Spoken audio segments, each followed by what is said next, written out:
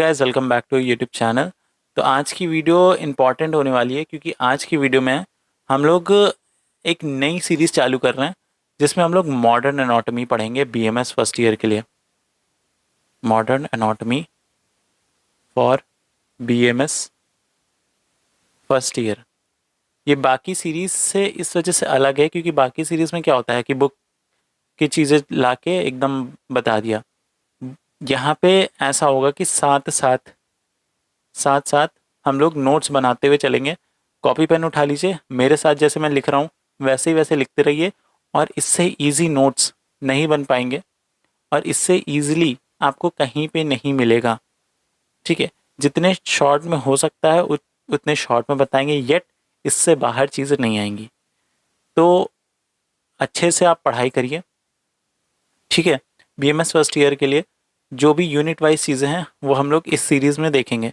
जैसे एम्ब्रियोलॉजी एक दिन हम लोग ने कर ली, एक दिन हम लोग ने कर ली रिप्रोडक्टिव सिस्टम, सर्कुलेटरी सिस्टम, फिर कर लिया हम लोग ने डाइजेस्टिव सिस्टम, फिर न्यूरल एनाटॉमी, फिर बोन्स एक दिन सारी कर ली उठा ली, फिर एक दिन हम लोग ने जॉइंट सारे उठा लिए, फिर उसके बाद जो इंपॉर्टेंट चीज़ें हैं वो उठा ली। इस तरीके से हम लोग चीज़ें कर लेंगे। ठीक है, तो आज से ही चालू कर दीजिए। जैसे ही वीडियो आती है वीडियो उठाइए, कॉपी उठाइए, 1 घंटा आप एनाटॉमी को दे दीजिए। आपका एनाटॉमी एकदम स्मूथली निकल जाएगा, इससे बाहर चीज़ें नहीं आएंगी। मैं अभी भी बात बता रहा हूँ। और ये एक ऐसा कह सकते हैं कि बहुत डीप में नहीं है, जितना आपके काम का है उतना इस चीज़ में मिल जाएगा। ऐसा नहीं है कि जैसे एम्ब्रियोलॉजी होता है बहुत ज़्यादा टीचर्स पढ़ा देते हैं, उतना ज़रूरी नहीं होता। बीडी चौरसिया खोलते हैं उसमें बहुत ज़्यादा लिखा हुआ है। ठीक है, एनाटॉमी और कहीं से भी पढ़ते हैं तो उसमें बहुत बहुत चीज़ें होती हैं और कुछ कुछ जगहों पे एकदम छोटा छोटा एनसीईआरटी लेवल का आपको बता देंगे, तो उससे चीज़ें आपकी नहीं निकल पाती हैं। ठीक है, तो इसमें एकदम सफिशिएंट चीज़ें हैं बीएमएस फर्स्ट ईयर के लिए। और देखते हैं क्या क्या चीज़ें हैं और इसी तरीके से ये पर डे हम लोग एक यूनिट उठाएंगे, उस यूनिट को कवर करेंगे।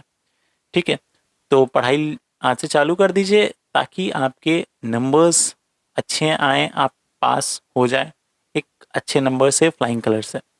तो चलिए आज का वीडियो शुरू करते हैं। आज हम लोग पढ़ने वाले हैं एम्ब्रियोलॉजी यूनिट। इसमें हम सारी बातें करेंगे फीटल सर्कुलेशन की, सेक्स डिटर्मिनेशन की, फिर उसके बाद फर्टिलाइजेशन की, क्लीवेज की, सेगमेंटेशन की, रिडक्शन की, चेंजेस आफ्टर बर्थ, और किस तरीके से प्लासेंटल फॉर्मेशन होता है, अम्बिलिकल फॉर्मेशन होता है। ठीक है, और भी जो चीज़ें हैं वो सारी चीज़ें हम लोग आज इसमें देखेंगे। ठीक है, तो चलिए वीडियो स्टार्ट करते हैं। ठीक है, इसमें हम लोग सबसे पहले करेंगे एम्ब्रियोलॉजी। एम्ब्रियोलॉजी क्योंकि बहुत इंपॉर्टेंट टॉपिक है। ठीक है, एम्ब्रियोलॉजी। तो एम्ब्रियोलॉजी में हम लोग पहले जल्दी जल्दी चीज़ें देखेंगे जितनी हम लोगों को पता है। तो एम्ब्रियोलॉजी में सबसे पहले आप लोगों को पता होगा कि एम्ब्रियोलॉजी क्या होता है, study of development of embryo. ठीक है, इसमें एक चीज़ आती है ऑन्टोजेनी और एक आती है फाइलोजेनी।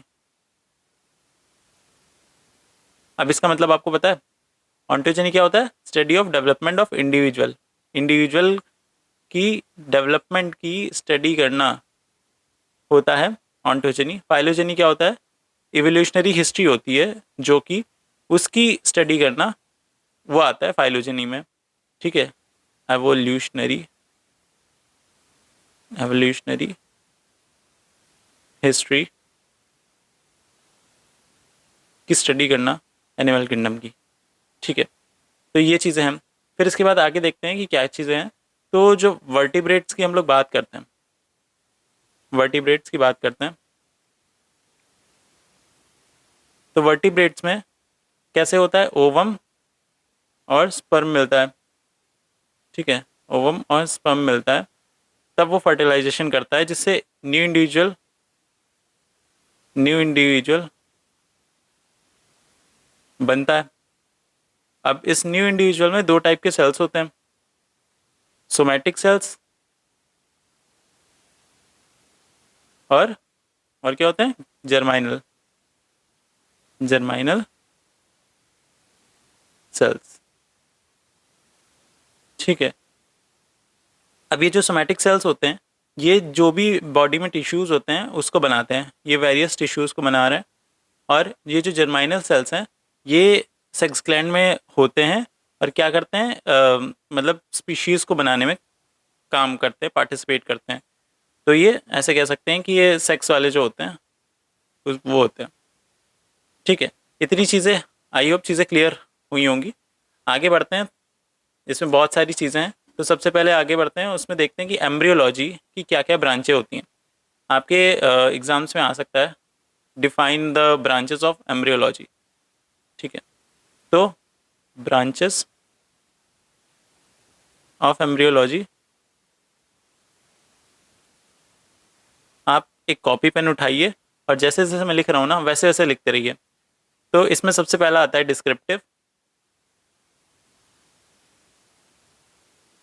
दूसरा आता है एक्सपेरिमेंटल। देखो, डिस्क्रिप्टिव क्या होता है कि हम लोग ने डायरेक्ट ऑब्जर्वेशन से और देखा कि किस तरीके से एम्ब्रियोलॉजिकल डेवलपमेंट हो रहा है, उसका डिस्क्रिप्शन कर दिया। ठीक है, उसे समझा दिया तो डिस्क्रिप्टिव हो गई।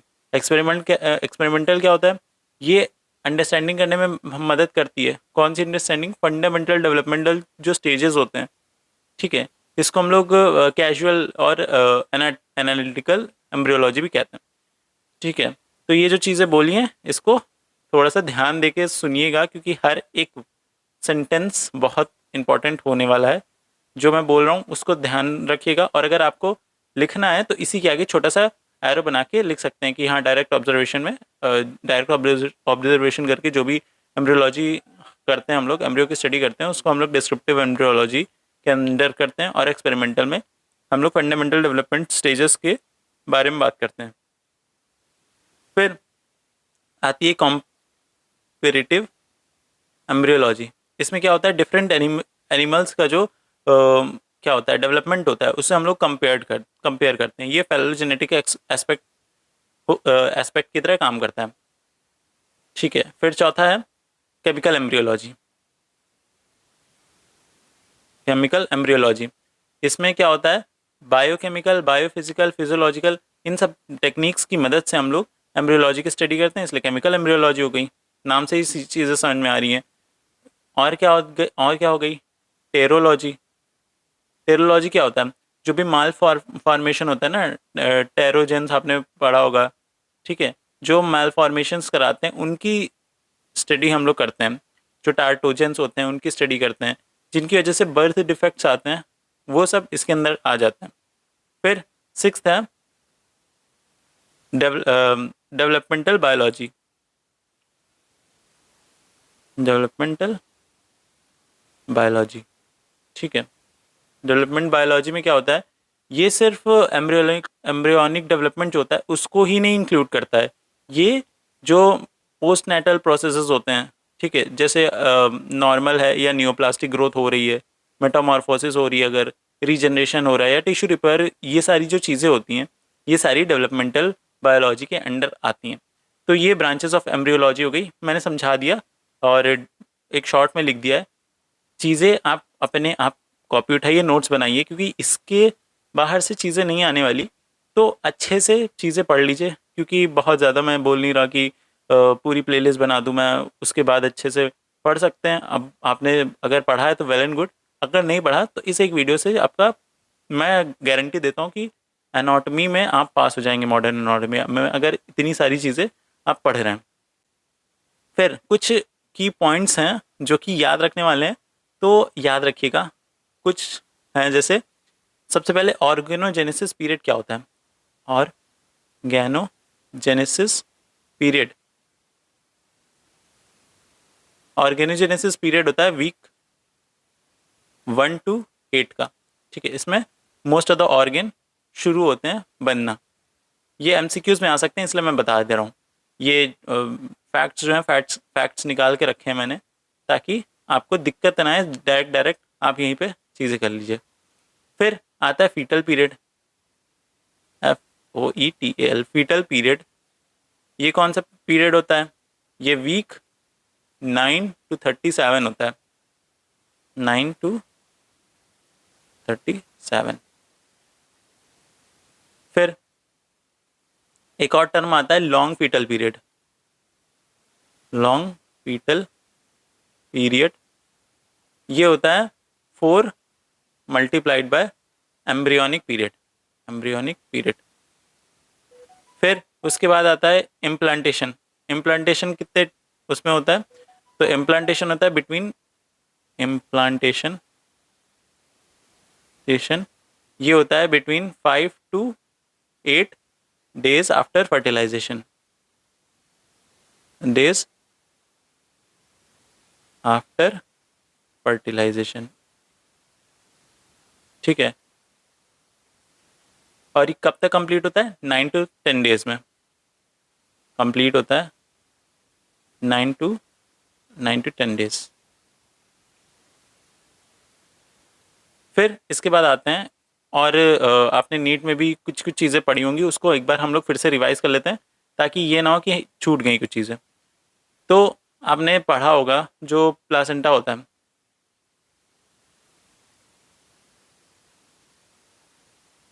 इसमें सम सेल्स होते हैं जो कि बनते हैं आउटर मेम्ब्रेन, जिसको हम लोग कोरियन बोलते हैं, ठीक है। ये किसके अराउंड होते हैं? Around blastocyst.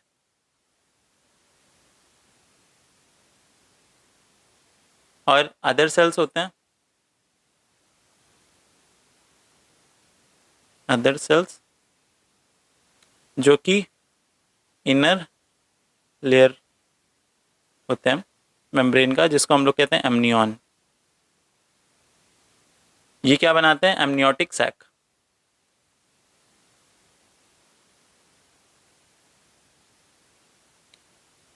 ठीक है। जब एमनियोटिक सैक बन जाता है, एमनियोटिक सैक, तो जो ब्लास्टोसिस्ट होता है उसको हम लोग एम्ब्रियो बोलने लगते हैं। ब्लास्टोसिस्ट कंसीडर्ड एज एम्ब्रियो, ठीक है।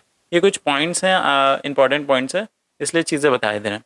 फिर उसके बाद डेवलपमेंट ऑफ फीटस के बारे में अगर हम लोग बात करते हैं तो इसमें भी कुछ पॉइंट्स हैं। ये अभी पॉइंट वाइज चीज़ें हम लोग देख रहे हैं क्योंकि ये एमसीक्यू पॉइंट ऑफ व्यू से आपके इंपॉर्टेंट है। जो 8th वीक ऑफ प्रेगनेंसी होती है, नहीं 8th वीक ऑफ फर्टिलाइजेशन होता है, फर्टिलाइजेशन होता है, या फिर 10th वीक ऑफ प्रेगनेंसी बोल सकते हैं, 10th वीक ऑफ प्रेगनेंसी।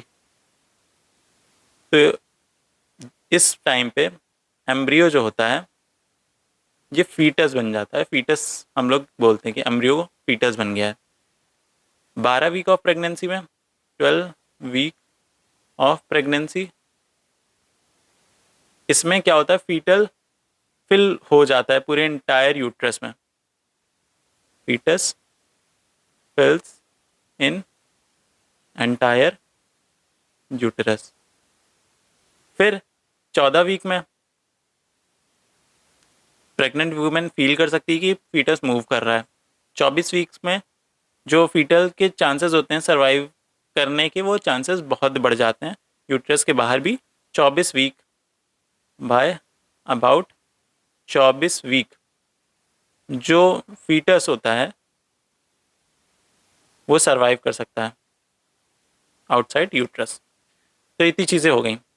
अब हम लोग जो एनसीईआरटी में हम लोगों ने चीज़ें पढ़ी थी वो दोबारा जल्दी जल्दी देख लेते हैं, जल्दी जल्दी बात कर लेते हैं उसके बारे में। तो जो स्पर्मेटोजोन होता है ये डेवलप होता है टेस्टिस में। लिख देता हूँ मैं आपके लिए ताकि ज़्यादा इजी रहे आपके लिए। तो स्पर्मेटोजोन ये डेवलप होता है टेस्टिस में, ठीक है। ये वहाँ पे बहुत सारे अमाउंट में प्रेजेंट होता है। किस चीज़ में? सेमाइनल फ्लूइड में। Enormous amount in seminal fluid, ठीक है। इसका हेड जो होता है ओवल होता है, एलिप्टिकल होता है, फ्लैटेंड होता है। जब हम लोग देखते हैं, हम उसे प्रोफाइल व्यू में देखते हैं, तो वो पीयर शेप का होता है। जो एंटीरियर टू थर्ड होता है वो एक प्रोटोप्लाज्म लेयर से कवर्ड होता है, जिसको हम लोग हेड कैप बोलते हैं। तो अगर हम लोग इसे पॉइंट वाइज देखें तो इसमें आता है पहले हेड, दूसरा आ जाएगा नेक, तीसरा आ जाएगा बॉडी, और चौथा आ जाएगा टेल। अब इसके अंदर देखते हैं क्या चीज़ें हैं। तो हेड के अंदर ओवल होता है, एलिप्टिकल होता है, ठीक है। और जो एंटीरियर टू थर्ड होता है, एंटीरियर टू थर्ड होता है, ये एक प्रोटोप्लाज्म की लेयर से कवर होता है, जिसको हम लोग हेड कैप बोलते हैं, हेड कैप।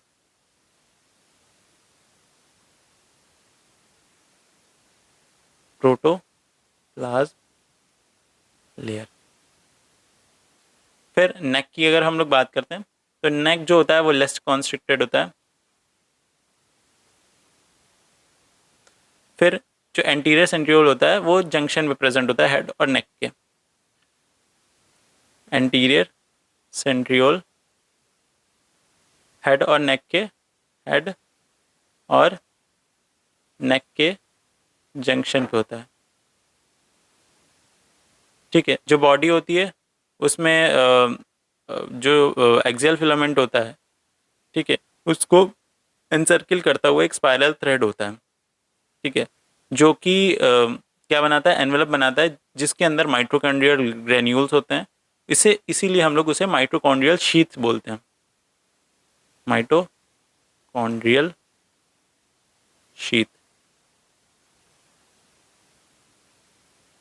फिर टेल की बात करें तो टेल में एक्सियल थ्रेड होता है, फिलामेंट होता है, सराउंडेड होता है शीथ के, और जो टर्मिनल पोर्शन होता है वो क्या कहते हैं, जो टर्मिनल पोर्शन या फिर एंड पोर्शन होता है टेल का, वो एक्सियल फिलामेंट होता है उसमें, ठीक है।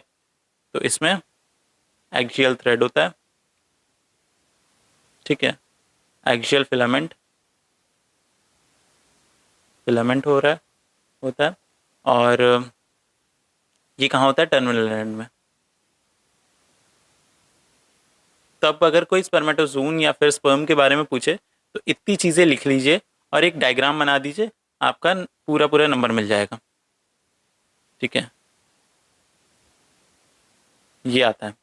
फिर उसके बाद जो स्पर्मेटोजेनेसिस होती है उसको एक बार देख लेते हैं। तो स्पर्मेटोजेनेसिस भी बहुत इंपॉर्टेंट होती है टॉपिक। तो दूसरा टॉपिक, या फिर बोल सकते हैं स्पर्मेटोजेनेसिस। स्पर्मेटोजेनेसिस में तो सबसे पहले स्पर्मेटोगोनिया होता है। कलर चेंज कर लेता हूँ।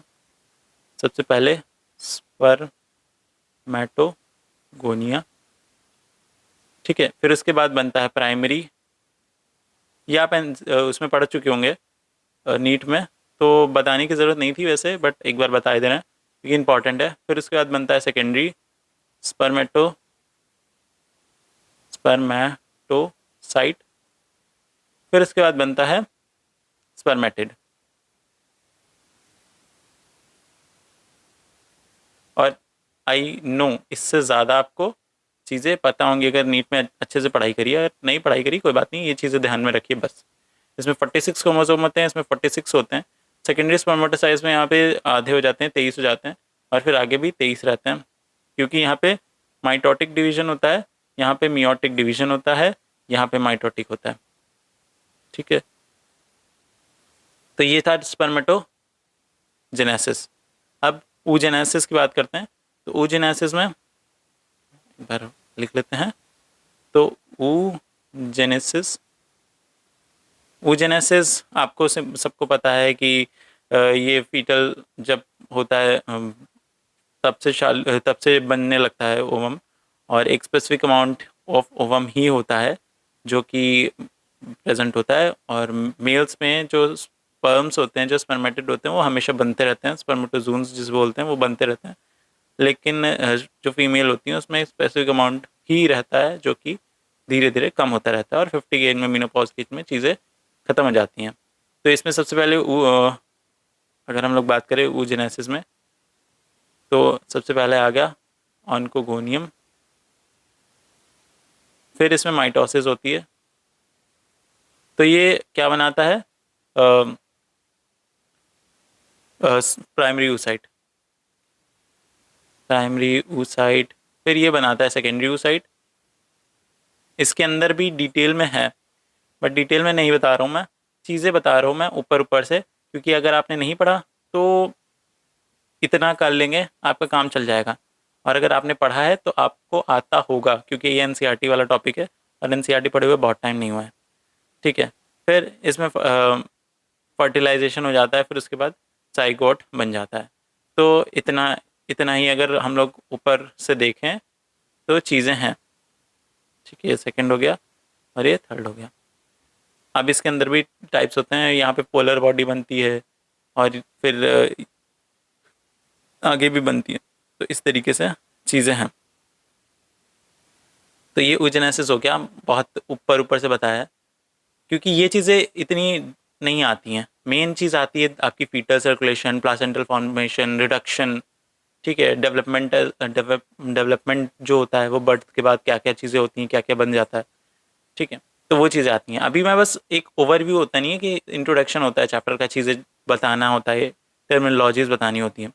फिर हम लोग योग की बात करते हैं। आपने ये सुना होगा योग, योग के बारे में सुना ही होगा। तो योग की अगर हम लोग बात करें तो योग में सबसे पहले जो होता है वो साइटोप्लाज्म होता है।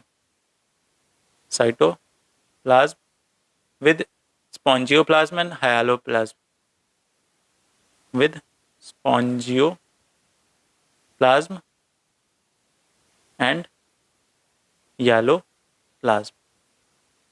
बस इतना इतना ध्यान रखिए कि हाँ, योग में ये एक चीज़ होती है और दूसरी चीज़ होती है न्यूट्रिटिव योग, या फिर ड्यूटोप्लाज्म बोलते हैं। न्यूट्रिटिव योग या फिर ड्यूटोप्लाज्म।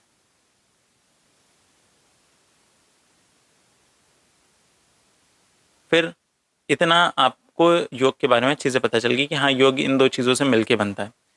मैमेलियन ओवम जो होता है, ठीक है, जो मैमेलियन ओवन होता है उसके अंदर जो न्यूट्रिटिव योग होता है, जो ये न्यूट्रिटिव योग होता है, ये एक्सट्रीमली छोटा होता है, मतलब बहुत छोटा सा होता है।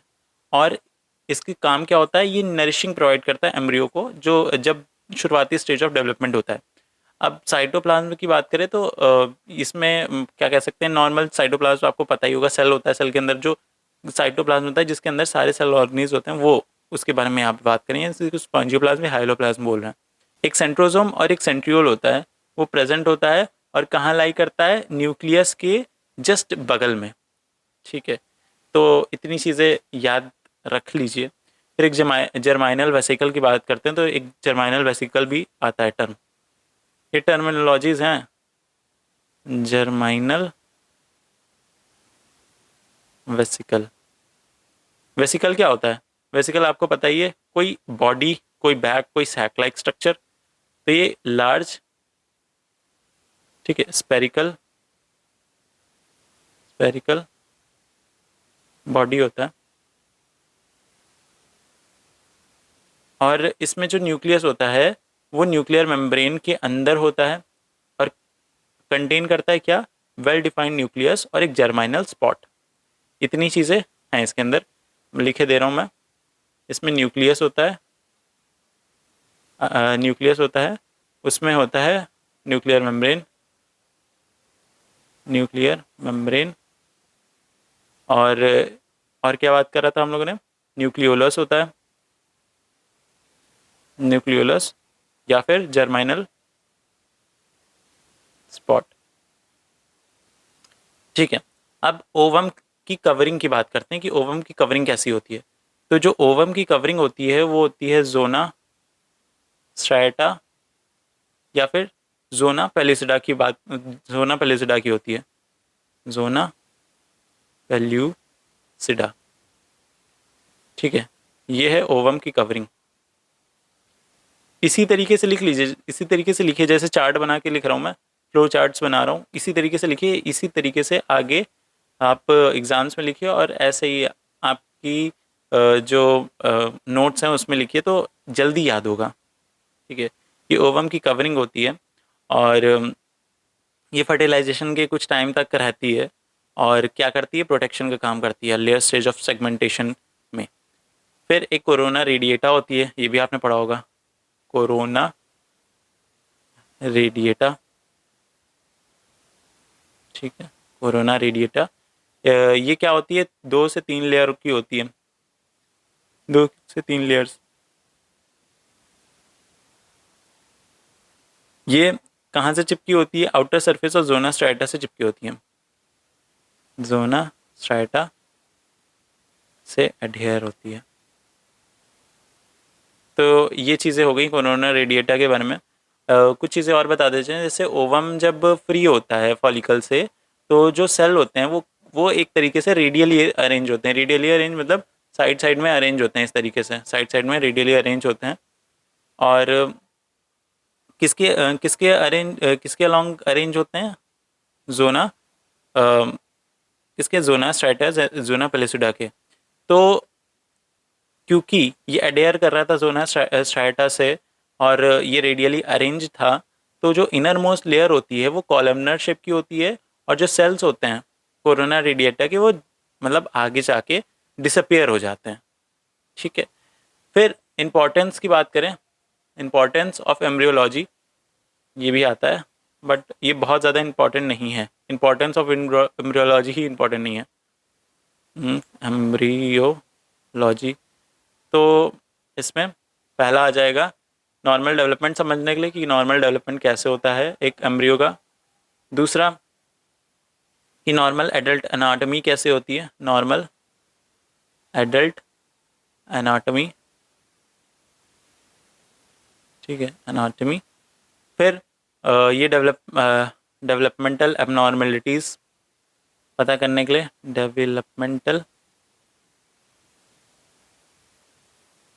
एबनॉर्मेलिटीज़। ठीक है, फिर ये मदद करती है पोस्टनेटल और एडल्टहुड जो डिजीज़ेज़ होती हैं उसको समझने में मदद करती हैं, डिजीज़ेस को समझने में मदद करती कौन सी, पोस्टनेटल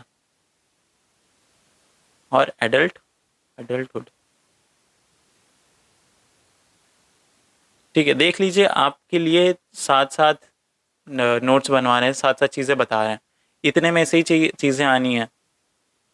पांचवा बात कर सकते हैं जो थेरेपेटिक प्रोसीजर्स होते हैं जो कि इनफर्टिलिटी के लिए यूज़ करते हैं, तो उसको समझने में भी काम करता है। फर्टिलिटी रिलेटेड प्रॉब्लम्स जो होती हैं उनको भी समझने में, उनको भी दूर करने में ये हेल्प करता है एम्ब्रियोलॉजी। और स्टेम सेल थेरेपी वो भी आता है, स्टेम सेल थेरेपी। तो इतनी चीज़ें थी एम्ब्रियोलॉजी की इम्पोर्टेंस में मेडिकल प्रोफेशन में। इसके बाद एक इम्पॉर्टेंट पार्ट शुरू होने वाला है एम्ब्रियोलॉजी का। इतना था इंट्रोडक्शन। अब यहाँ से जितनी भी चीज़ें होंगी ये इम्पॉर्टेंट चीज़ें होंगी।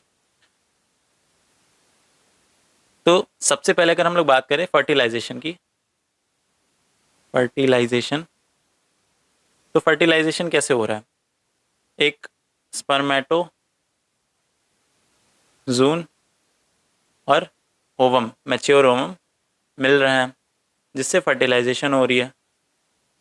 फर्टिलाइजेशन कहाँ पे हो रही है, ये इंपॉर्टेंट चीज़ है, कहाँ पे हो रही है, टेक प्लेस इन लेटरल और एम्प्यूलरी पार्ट ऑफ यूट्राइन ट्यूब।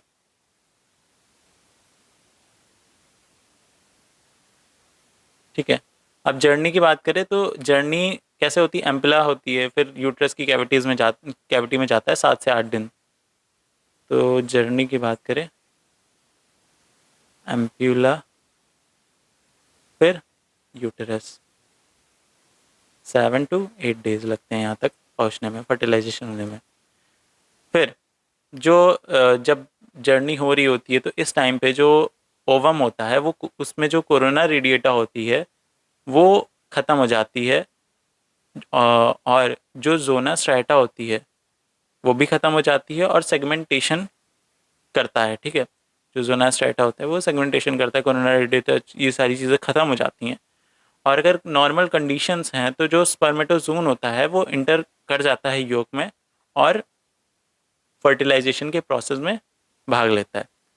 ठीक है, ये चीज़ें लिखे दे रहे हैं क्योंकि आप नोट्स बना रहे हैं साथ साथ, तो आप लिख लीजिएगा कि corona radiata, corona CORONA corona radiata loose हो जाती है, लूज, और जो जोना स्ट्रैटा है, सोना स्ट्रैटा अंडरगो सेगमेंटेशन।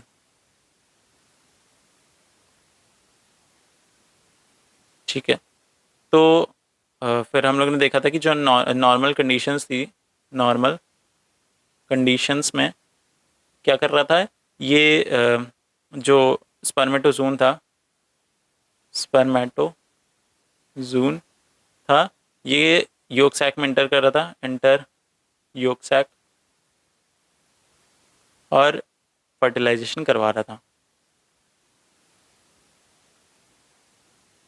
अब कैसे फर्टिलाइजेशन करा रहा है,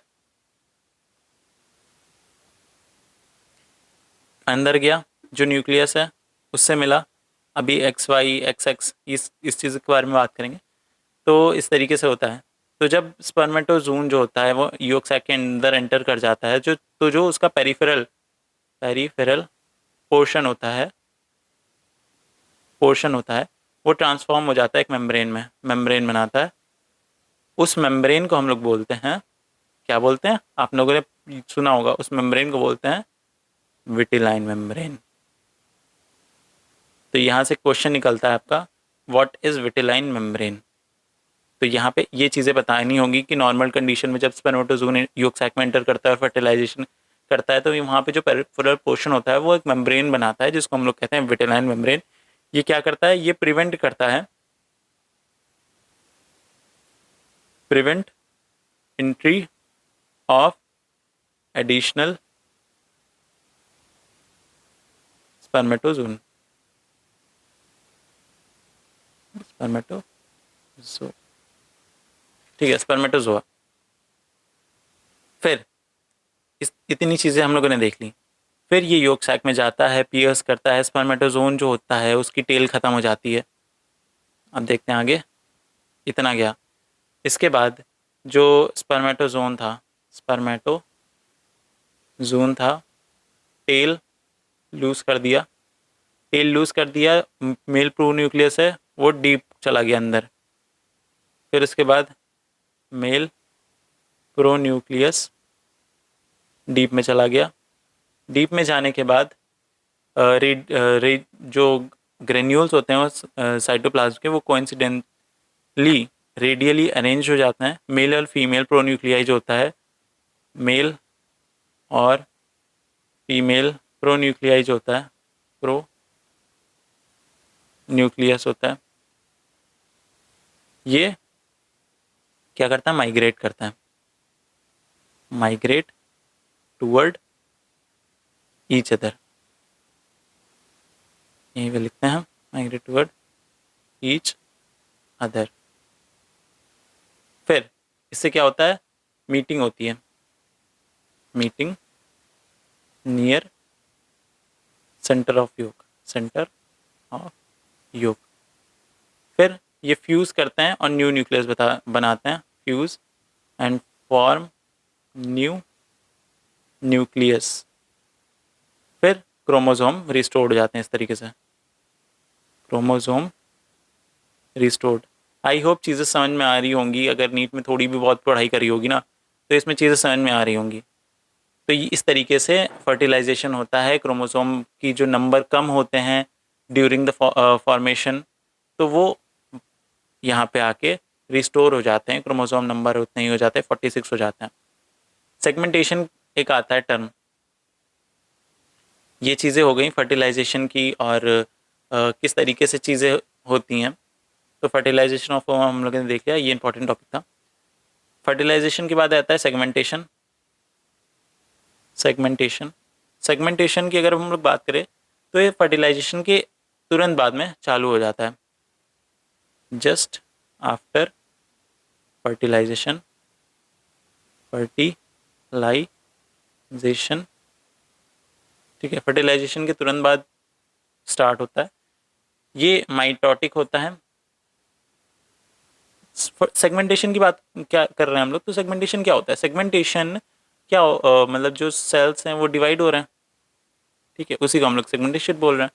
तो यहाँ पे क्या हो गया कि माइटोटिक डिवीजन हुआ। अब ये बार बार हो रहा है, क्या बार बार हो रहा है, जो डिवीजन है ओवम का टू सेल्स में, वो इक्वल इक्वल साइज में हो रहा है। ये प्रोसेस जो बार बार रिपीट हो रहा है, जिसकी वजह से जो मास है सेल का वो एक बन जाता है, result in the formation of mass of cell within the zona strata, जिसको हम लोग मोरिला नाम से भी जानते हैं। ये चीज़ें आपने पढ़ी होंगी नीट में, बट थोड़े से लो लेवल पे पढ़ी होंगी। यहाँ पे चीज़ें आपकी थोड़ी सी लेवल अप हो जाता है। इसलिए तो बोलते हैं कि एनाटॉमी जो होता है ये फर्स्ट ईयर का सबसे डराने वाला सब्जेक्ट होता है, ठीक है। ऑल्दो दिक्कत नहीं आती है, बच्चे पढ़ कर लेते हैं, लेकिन डर डर बहुत ज़्यादा पैदा कर देता है। फिर मोरिला बनाता है। मोरिला कैसे बना रहा है, डिवीजन हो रहा है बार बार, एक सेल ऑफ मास, एक सेल्स का मास बन गया जोना स्ट्रेटा के अंदर, जिसको हम लोग मोरिला बोल रहे हैं, ठीक है। फिर मोरिला में अरेंज हो जाते हैं आउटर और पेरिफेरल लेयर में। जो ट्रोफोब्लास्ट होता है और एक इनर सेल मास होता है, वो एम्ब्रियो के अंदर इसी तरीके से डेवलप होते हैं। Form trophoblast and inner cell mass, ठीक है। देखिए मैं बहुत ज़्यादा लिखवा नहीं रहा हूँ यहाँ पे, सेगमेंटेशन में इतना भी अगर आप कर ले रहे हैं, इतना भी आप लिख दे रहे हैं ना स्लाइड्स और मतलब फ्लो चार्ट बना के, तो आपकी दिक्कत नहीं आने वाली। अब जब ट्रोफोब्लास्ट और इनर सेल मास डेवलप हो गया, तो जो होता है फ्लूइड, वो फ्लूइड कलेक्ट हो जाता है between trophoblast and a greater part of inner cell mass. इस तरीके से बनता है, आपने देखा होगा, इस तरीके से होता है। यहाँ पे ऐसे इनर सेल मास होता है, यहाँ पे ये जो लेयर होती है ट्रोफोब्लास्ट की लेयर होती है। तो आगे पढ़ेंगे कि इसका क्या काम होता है, और ट्रोफोब्लास्ट लेयर होता है इसका क्या काम होता है। ट्रोफोब्लास्ट लेयर जो होती है वो प्लासेंटा बनाती है, और जो इनर सेल मास होती है वो आगे काम करती है अपना अपना। तो यहाँ पे जो मोरिला होता है वो कन्वर्ट हो जाता है ब्लास्टोमेरिक, मोरिला कन्वर्ट इनटू ब्लास्टोडर्मिक वेसिकल, क्योंकि इसमें फ्लूइड भर गया, तो इसीलिए अब हम लोग इसको कह रहे हैं ब्लास्टोडर्मिक वेसिकल। फिर जो सेल्स ऑफ ट्रोपोब्लास्ट था, अब हम लोग देख रहे हैं कि ट्रोपोब्लास्ट क्या कर रहा है। ट्रोपोब्लास्ट, दो जो ट्रोपोब्लास्ट के सेल्स थे वो डिफ्रेंशिएट हो गए आउटर और इनर में। सेल्स डिफ्रेंशिएट, तो जो आउटर है वो सिंचिशियम और या फिर सिंचिटियो ट्रोपोब्लास्ट बना रहा है, और जो इनर होता है वो साइटोट्रोपोब्लास्ट या फिर लेयर ऑफ लैंगरहैंस बनाता है। जो ट्रोपोब्लास्ट की सेल्स होती हैं ये क्या काम करती हैं, ये एक्टोडर्म बनाती हैं कोरियन का, और एक इम्पॉर्टेंट पार्ट प्ले करती हैं डेवलपमेंट ऑफ प्लासेंटा में, ठीक है। तो ट्रोपोब्लास्ट प्लासेंटा के फॉर्मेशन में मदद कर रहा है, अभी हम लोग ने देखा था, अभी हम लोग ने बताया था। तो जो आउटर है, तो आउटर क्या कर रहा है, सिंसीटियम, सिंसीटियम या सिंसीटियो, CYTIOTRO, ट्रोफोब्लास्ट। और जो इनर वाला है वो ट्रोफोब्लास्ट, ट्रोफोब्लास्ट या फिर layer of Langerhans, layer of Langerhans, ठीक है। और ये क्या करता है काम, इसका काम क्या है, फॉर्म एक्टोडर्म। देख रहे हैं कि एक्टोडर्म कहाँ से बन रहा है, अब सिंचिटियो मतलब ट्रोपोब्लास्ट जो है ट्रोपोब्लास्ट से बन रहा है। दो तरीके से डिवाइड होता है, आउटर जो होता है सिंचिटियो ट्रोपोब्लास्ट और इनर होता है साइटोट्रोपोब्लास्ट, और ये फॉर्म करता है प्लासेंटा। प्लासेंटा फॉर्मेशन भी इसके अंदर आता है, बट इतनी चीज़ें पहले देख लीजिए। तो इतनी चीज़ें आप लोगों ने देख ली। इसके बाद आता है क्लीवेज, ठीक है। क्लीवेज क्या होता है, 2 सेल, 3 सेल, 4 सेल, 16 सेल, इस तरीके से मोरिला, और आगे भी किस तरीके से वो डिवाइड हो रहा है, वो किस तरीके से मतलब अंदर जा रहा है और यूट्रस की जो वॉल है उससे एम्बेडेड हो रहा है, जिसकी वजह से जो फीटस है उसका फॉर्मेशन हो रहा है। तो इसमें सबसे पहले क्या होता है, अब क्लीवेज की बात आ गई यहाँ पे, तो क्लीवेज, तो क्लीवेज में कुछ स्टेजेस होते हैं। जैसे सबसे पहले जो ओवम होता है वो 16 सेल का बनता है। ओवम, इसको थोड़ा अच्छे से लिखते हैं कलर चेंज करके, इसमें कोई अच्छा सा कलर नहीं है, अच्छा है, मिल गया। ठीक है, इसमें स्टेप 1 क्या होता है, स्टेप वन में ovum comes to have 16 cells that look like some mulberry stage. ovum 16 sailed हो जाता है मलबरी। ठीक है, इसको हम लोग कह रहे हैं मॉर्यूला। मॉर्यूला आगे इन लॉन्गिट्यूडनल सेक्शन में डिवाइड होता है, इनर सेल मास।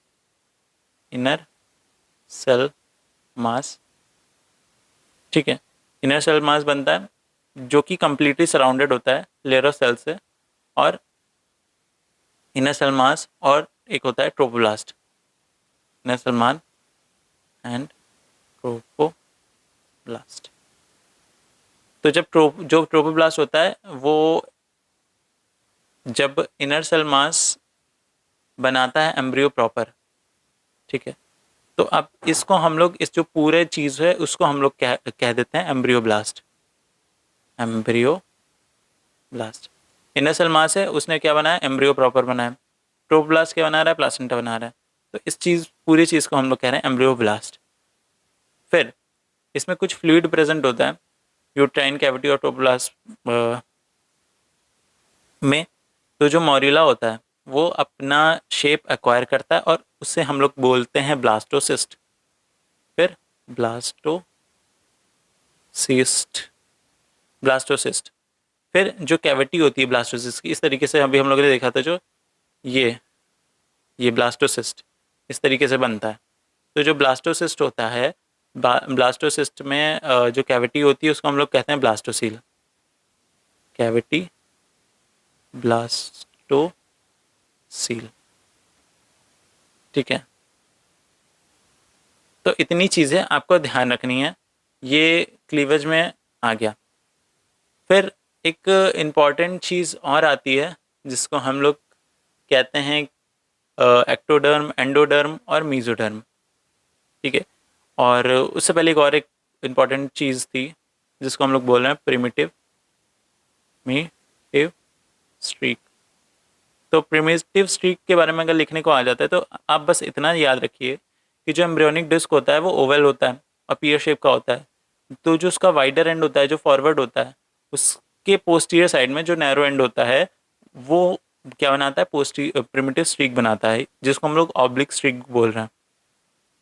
ठीक है, इतनी चीज़ें पता चली। जो थिकनिंग पार्ट होता है एक्सियल पार्ट ऑफ एक्टोडर्म का, जो थिकनिंग पार्ट होता है वो बनाता है प्रिमिटिव स्ट्रीक को।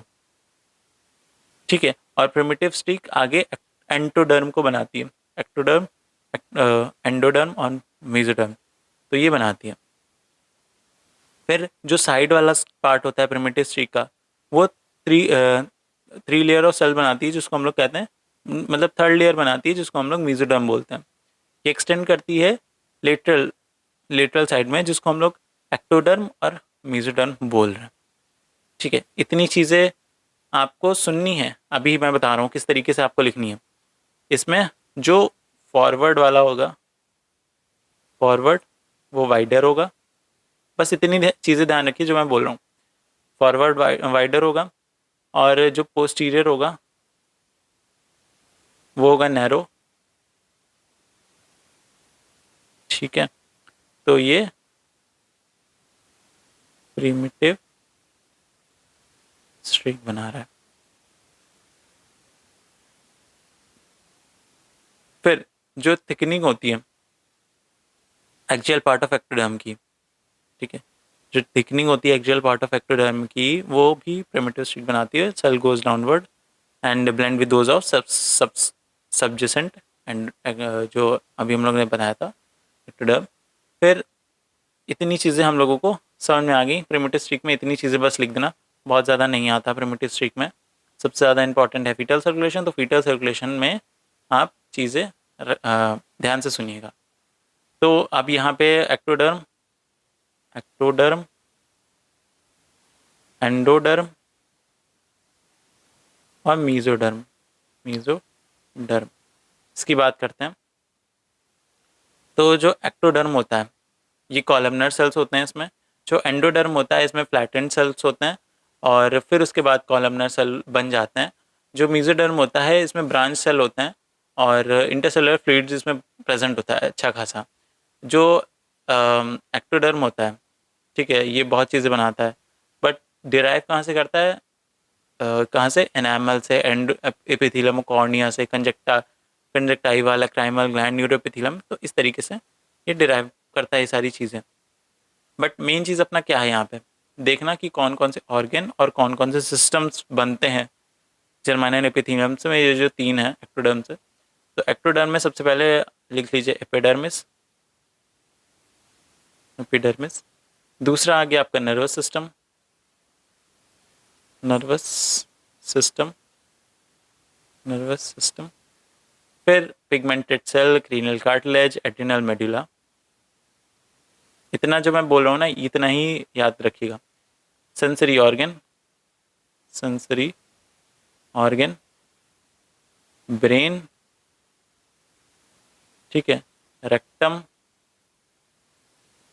ठीक है, बक्कल कैविटी, बक्कल कैविटी। फिर और भी चीज़ें होती हैं जो पिट्यूटरी, उसका माइंड, मिड ब्रेन और हाइंड ब्रेन, जो पीनियल बॉडी होती है, रेटाइना होता है, नेजल एपिथेलियम होता है, सब एक्टोडर्म से आता है। फिर एंडोडर्म की बात करें तो एंडोडर्म में, एंडोडर्म में सबसे इम्पॉर्टेंट है डर्मिस। जैसे एपिडर्मिस था एक्टोडर्म में, वैसे एंडोडर्मिस है। एंडोडर्म है में डर्मिस, वर्टिब्रल कॉलम्स जो होते हैं, अपेंडिकुलर स्केलेटन हो गया, ब्लड हो गया, ठीक है, हार्ट हो गया, सर्कुलेटरी सिस्टम से जितनी चीज़ें रेगुलेट मतलब होती हैं, किडनी हो गया, एड्रिनल का मेडुला अलग था, इधर एड्रिनल कॉर्टेक्स है, ठीक है। एड्रिनल जो मेडुला था वो यहाँ पे एक्टोडर्म था और यहाँ पे एड्रिनल कॉर्टेक्स है, ठीक है।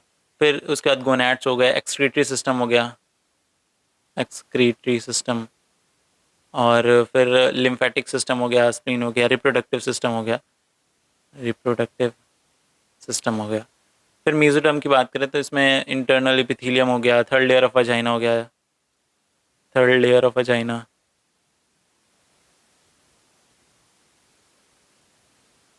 एलिमेंट्री कैनाल, ठीक है। और इन्वेंट्री में भी फोर गट, मिड गट, हाइंड गट, इसमें थायराइड आ जाता है, थायराइड, पैराथायराइड, फिर थाइमस,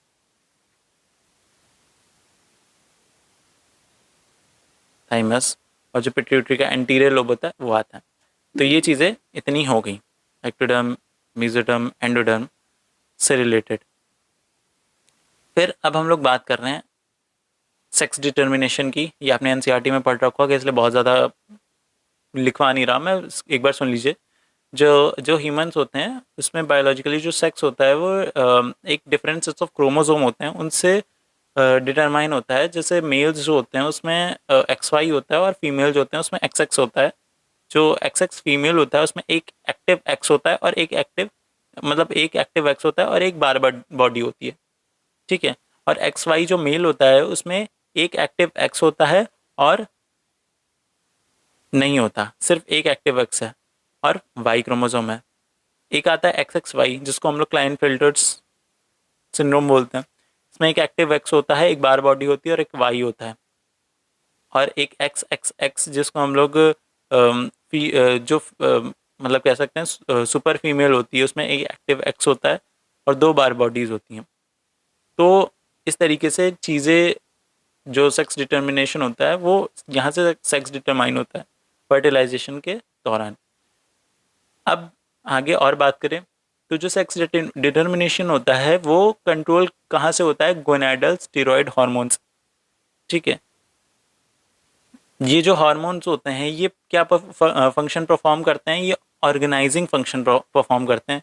किस चीज़ का, जो परमानेंटली डिफरेंशिएशन होता है ना सेक्स ऑर्गन का, उसका। देखो, सेक्स ऑर्गन हम लोगों के मतलब जो फीटस होता है उसके डेवलप कर रहे होते हैं, तो उसको ऑर्गेनाइज करने का जो फंक्शन होता है वो कौन करता है, गोनाडल स्टीरॉयड हार्मोन। फिर उसके बाद जो जब डेवलपिंग ह्यूमन होता है उसे हम लोग नॉट कंसीडर्ड एज फीटस करते हैं जब तक 9th वीक नहीं होता। ठीक है, और जो सेक्स डिटर्मिनेशन होता है वो कब से चालू होता है, 6 वीक ऑफ प्रेगनेंसी से ही। तो ये चीज़ याद रखिएगा, जो 9th वीक होता है उसको हम लोग फीटस की तरह कंसीडर नहीं करते हैं। आगे पीछे लिख लिया था, नॉट कंसीडर्ड एज फीटस। ठीक है, और सेक्स डिटर्मिनेशन बिगन्स कब होता है, 6 week of pregnancy, sex differentiation हो जाता है। फिर इतनी चीज़ें हो गई। अब जो 6 वीक ऑफ डेवलपमेंट होता है उसमें जो एम्ब्रियो होता है उसमें वुल्फियन डक्ट और मुलेरियन डक्ट दोनों होती हैं। जो वुल्फियन डक्ट होती है वो एक एम्ब्रियोनिक स्ट्रक्चर होती है जो कि मेल के इंटरनल रिप्रोडक्टिव ऑर्गन फॉर्म करती है, और जो मुलेरियन डक्ट होती है वो एक एम्ब्रियोनिक प्रिकर्सर होती है जो कि फीमेल रिप्रोडक्टिव सिस्टम में होती है। ठीक है, तो ये चीज़ आप ध्यान रखिएगा, एक मुलेरियन डक्ट होती है, एक वोल्फियन डक्ट होती है। मुलेरियन डक्ट फीमेल्स में होती है, फिर मेल मतलब पहले तो दोनों में होती है, फिर बाद में ये गायब हो जाती है जो मेल्स होते हैं। फिर मेल्स की बात करें तो डिफरेंशिएशन प्रोसेस जो होता है वो स्टार्ट होता है सबसे पहले सेक्स डिटरमाइनिंग रीजन जो होता है जिसको हम लोग वाई जीन कहते हैं, उसको हम लोग और क्या बोलते हैं, SRY जीन, जो वाई क्रोमोसोम पे होता है। ये जीन जो होता है ये जनरेट करता है एक नेसेसरी केमिकल रिस्पॉन्स किसमें, मेल फीटस में, जिससे वो मेल सेक्स ऑर्गन्स को डेवलप कर पाता है। तो जो जो एम्ब्रियोनिक गोनैड्स थे वो एक सिक्रीन प्रोटीन कर रहे थे जिसको हम लोग बोल रहे हैं एंटी मुलेरियन हार्मोन।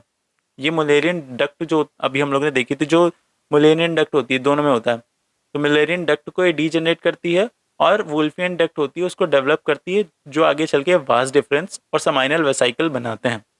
इस चीज़ को हम लोग थोड़ा सा देख लेते हैं। जो मेल्स में है वो ज़्यादा इंपॉर्टेंट आ जाता है क्योंकि इसमें दोनों चीज़ें होती हैं,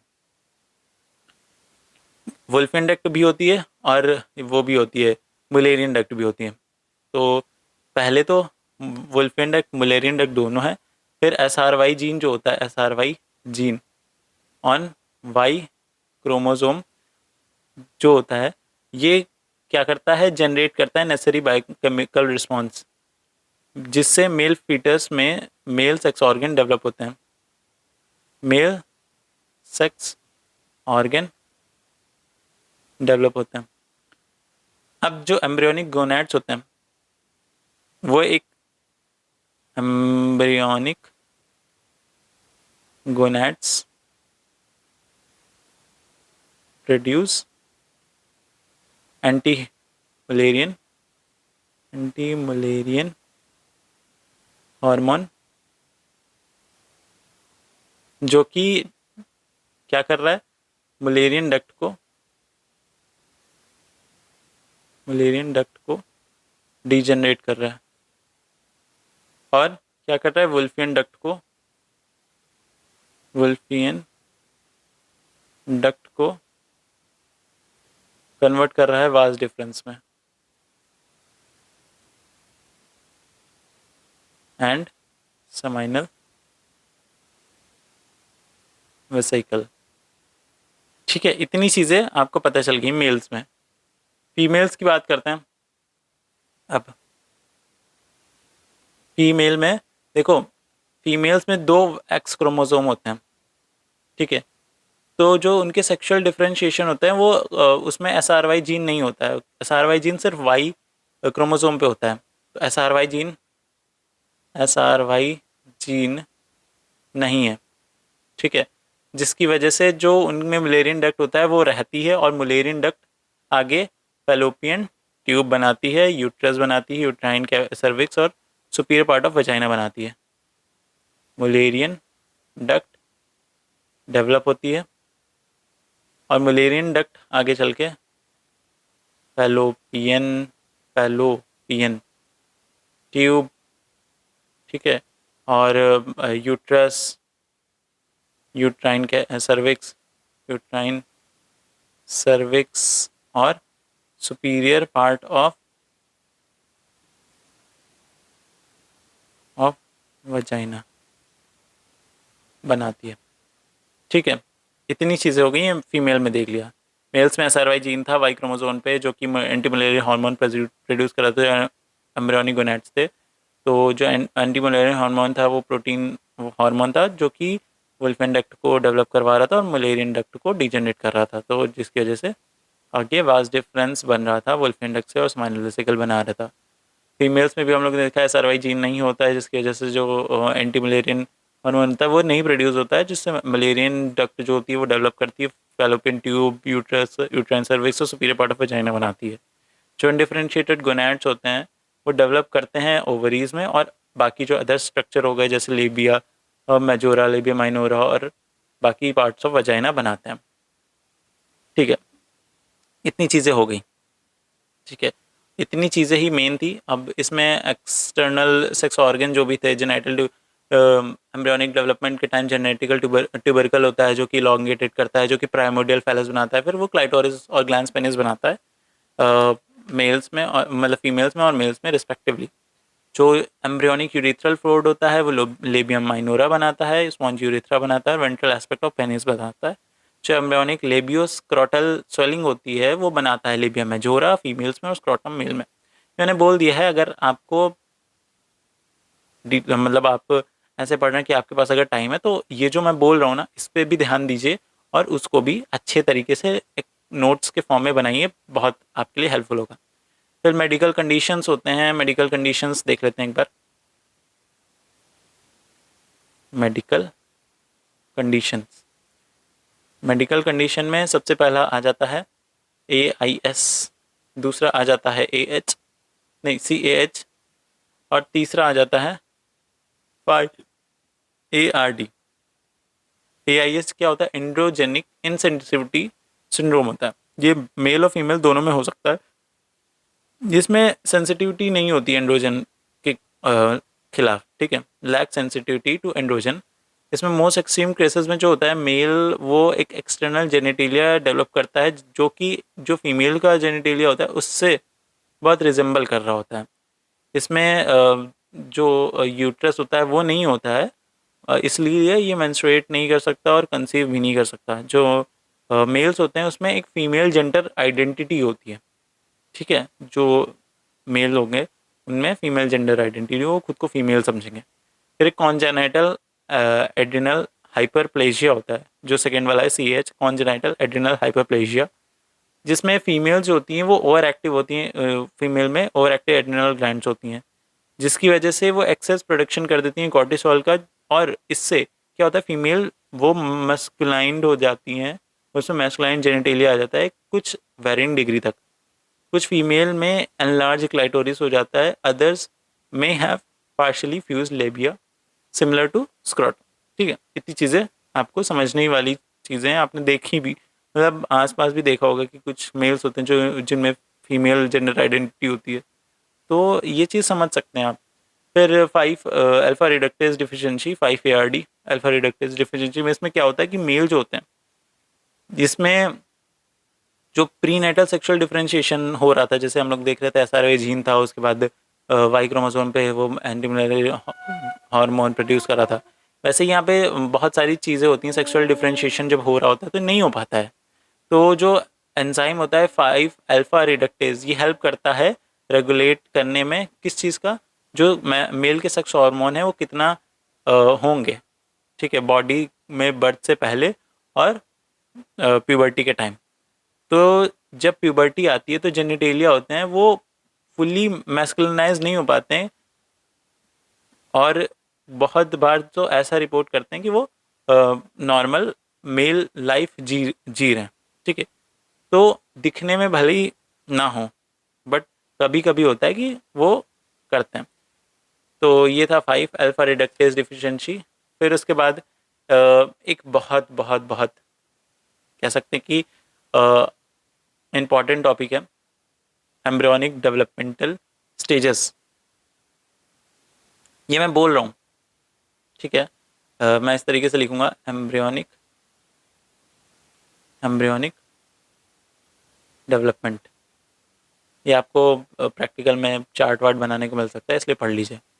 तो जो फर्स्ट वीक होता है, मैं बोल रहा हूँ सुनते जाइएगा ध्यान से और लिख लीजिए अगर आपके पास टाइम है तो जो फर्स्ट वीक होता है उसमें जो ओवम होता है, उसमें ओवम जो होता है वो यूट्राइन ट्यूब में होता है।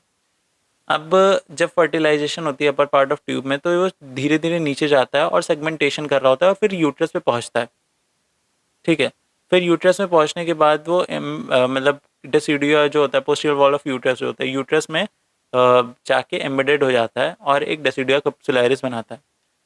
फिर जो ओवम होता है वो एक मतलब सैक के तरीके से हो जाता है, और जो आउटर वॉल होती है वो उसमें ट्रोफोब्लास्ट और इनर सेल मास होता है, इस तरीके से बनता है। और जो लेयर ऑफ ट्रोफोब्लास्ट होती है इसमें वो एक थिन लेयर ऑफ मेसोडर्म बनाती है, that compose are round oval and spindle shape cells, ठीक है। फिर सेकेंड वीक की बात करते हैं। ये फर्स्ट की शुरुआत के एक वीक हो गया, फिर सेकेंड वीक की बात करते हैं। तो जो ओवम होता है वो साइज में इंक्रीज होता है।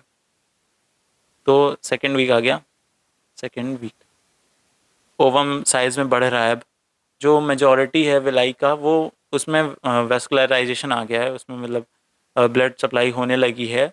जो एम्ब्रियो है उसका एक डेफिनेट फॉर्म बन गया है, उसका सर बन गया है, उसका टेल बन गया है, और हम लोग देख सकते हैं कि हाँ कुछ लाइफ है।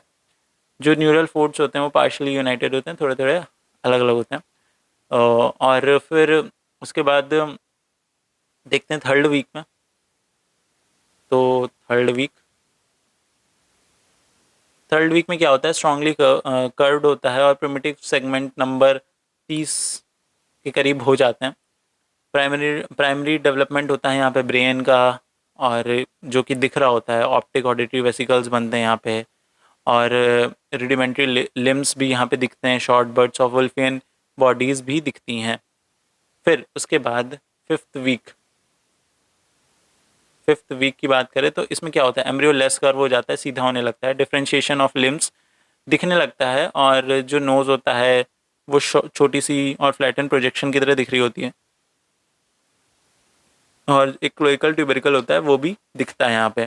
फिर सिक्स्थ वीक की बात करें तो सिक्स्थ वीक, तो अब बात करें हम लोग सिक्स्थ वीक की। सिक्स्थ वीक, तो जो सिक्स्थ वीक होता है उसमें कर्वेचर जो होता है एम्ब्रियो का वो कम हो जाता है, जो ब्रांच ग्रूव होता है वो ख़त्म हो जाता है, और जो रुडिमेंट्री होते हैं फिंगर्स और टोज वो भी दिखने लगते हैं, वो भी समझ आने लगते हैं। फिर उसके बाद बात कर रहे हैं हम लोग इधर, नहीं इधर नहीं लिखते, कलर चेंज कर लेते हैं और भी लिखते हैं। सिक्स नंबर पे है कि सेवन्थ और एट्थ वीक। तो इसमें क्या होता है कि जो हेड होता है वो उसका जो फ्लेक्चर होता है वो कम होने लगता है, जो नेक होता है वो उसकी लंबाई बढ़ जाती है, जो अपर लिप होता है वो कंप्लीट हो जाता है, नोज़ दिखने लगती है, जो नॉस्ट्रिल होता है वो भी आगे की तरफ डायरेक्टेड होती है और कम्प्लीटली डेवलप हो जाती है, आईलिड हो जाता है, आईलिड जो होते हैं वो प्रेजेंट होते हैं, और जो डिफरेंट पार्ट ऑफ ऑरिकल वो भी दिखने लगता है। लेंथ होता है 28 to 30 मिलीमीटर। फिर थर्ड मंथ की बात करें, थर्ड मंथ, तो थर्ड मंथ में क्या होता है, आईलिड जो होता है वो मिल जाती हैं, फ्यूज़ कर जाती हैं, और रिमेनिंग मतलब बंद ही रहती हैं जब तक कि 6 मंथ का एंड नहीं होता। लिम जो होता है वो वेल डेवलप होता है, नेल्स प्रेजेंट होते हैं, और साइज सेक्स भी हम लोग थर्ड मंथ से डिटरमाइन कर सकते हैं। और जो जब इसका एंड होता है तो लेंथ क्या होती है 7 centimetre, but if legs are included it is from 9 to 10 centimetre. और फिर फोर्थ मंथ की बात करते हैं। फोर्थ मंथ, देखिए ये सब आपने एनसीईआरटी में पढ़ा, एनसीईआरटी वाली चीज़ें लिख सकते हैं, बट नंबर आपको थोड़े कम मिलेंगे अगर ये सारी चीज़ें यहाँ से आप समझ के जा रहे हैं। क्या करना है आपको, एग्ज़ाम से एक दिन पहले ये वीडियो देखनी है, एग्ज़ाम देख के चले जाना है, 2x पे करके वीडियो देख लीजिए, कोई दिक्कत नहीं आएगी। फिर loop of gut which is projected into the umbilical cord is drawn within the foetus. ठीक है, एक गट की लूप होती है वो कि जो कि प्रोजेक्ट करती है अम्बिलिकल कॉर्ड से और फीटस में जाके जुड़ती है। ठीक है, और जो हेयर्स होते हैं वो आने लगते हैं, और जो इंक्रीज इन साइज होता है वो होता है, फीटस का साइज 12 से 13 सेंटीमीटर हो जाता है, अगर लेग्स को इंक्लूड करें तो 16 से 20 सेंटीमीटर का हो जाता है। फिर फिफ्थ मंथ की बात करते हैं। फिफ्थ मंथ, तो फिफ्थ मंथ में क्या होता है, फर्स्ट मूवमेंट होता है सबसे पहले, वो दिखता है, और जो हेयर्स होते हैं उसका इरेप्शन होता है। ठीक है, और टोटल लेंथ 25 से 27 सेंटीमीटर की हो जाती है। तो ये चीज़ें थी। और फिर अब सिक्स मंथ की बात करते हैं। सिक्स मंथ, तो सिक्स मंथ में क्या होता है, फाइन हेयर्स आ जाते हैं। ठीक है, और जो पैपिला होता है स्किन का वो डेवलप हो जाता है, और टोज की बॉर्डर जो होती है वो भी निकल के दिखने लगती है। और फिर सेवन्थ मंथ की बात करते हैं, तो ये इतना था 6 मंथ। फिर 7 मंथ की बात करते हैं। हाँ, यहाँ पे एक और इम्पॉर्टेंट चीज़ कि यहाँ पे जो आयुर्वेद वाला है, नौ मासा अनुमासिक, तो उसके सारे श्लोक से याद कर लीजिए, वो बहुत इंपॉर्टेंट है। और इसके तत्र प्रथमे मासव कल्लम जाते, द्वितीय शीतोष्ण तोय मुदितम, तो इस तरीके से जो भी मतलब जो भी था वो याद करके रखिएगा। ठीक है, क्योंकि वो बहुत इंपॉर्टेंट आता है। और उसके साथ साथ मॉडर्न एस्पेक्ट भी लिखिएगा, जिससे आपको नंबर मिलते हैं ज़्यादा। ठीक है, अगर 10 मार्क्स में आया तो वो सारे श्लोक उसके बारे में हिंदी और मॉडर्न एस्पेक्ट में भी जो है वो भी लिखिए। ठीक है, फिर आगे लिखिए मॉडर्न एस्पेक्ट, आयुर्वेद एस्पेक्ट। तो 7 मंथ में हम लोगों ने देखा कि प्यूपिलरी मेम्ब्रेन होता है, और जो आईलेड होता है वो ओपन हो जाता है, जो टेस्टिस होता है वो वेजाइनल वो डिसेंड हो जाता है, और जो वेजाइनल साइक होता है वो भी डिसेंड हो जाता है। जो vertex to heel total length हो जाती है 25 से 36 सेंटीमीटर। फिर अगर हम लोग बात करें तो एट्थ और ninth month, eighth ninth month, eighth ninth month में सिंपल सी बात है, स्किन पिंक हो जाती है, पूरा एकदम सबक्यूटेनियस फैट आता है, और लेंथ जो होती है 40 सेंटीमीटर हो जाती है, 4 से 5 5.5 पाउंड वेट होता है। नाइन्थ मंथ में अगर बात करें तो लार्जली डेवलप हो जाता है ट्रंक, और umbilical is almost in the middle of body, और जो टेस्टिस होता है वो स्क्रोटम में आ जाता है, और इसमें फुल वेट होता है 6 से 8.5 पाउंड, लेंथ होता है 50 मीटर। तो ये था एम्ब्रियोनिक डेवलपमेंट। इतनी चीज़ें हैं एम्ब्रियोनिक डेवलपमेंट में, ये चीज़ें पता होंगी आपको क्योंकि आपने में चीज़ें सब पढ़ के आए हैं। ठीक है, और अगर वेस्कुलर सिस्टम की बात करें तो वेस्कुलर सिस्टम में सच कि बहुत ज़्यादा इंपॉर्टेंट नहीं है, तो इसको आप छोड़ सकते हैं। फिर फोरामेन ओवल, वेस्कुलर सिस्टम में सिंपल सी बात है, वो आ जाएगा क्या कहते हैं उसे, डक्टस आर्टीरियोसस, हाइपोगैस्ट्रिक आर्टरी, और फोरामेन ओवल, डक्टस वेनोसस, और वो फीटल सर्कुलेशन लोग पढ़ेंगे ना तो सारी चीज़ें आ जाएंगी। तो अब हम लोग चलिए पढ़ते हैं फीटल सर्कुलेशन, इसको अच्छे से पढ़ते हैं।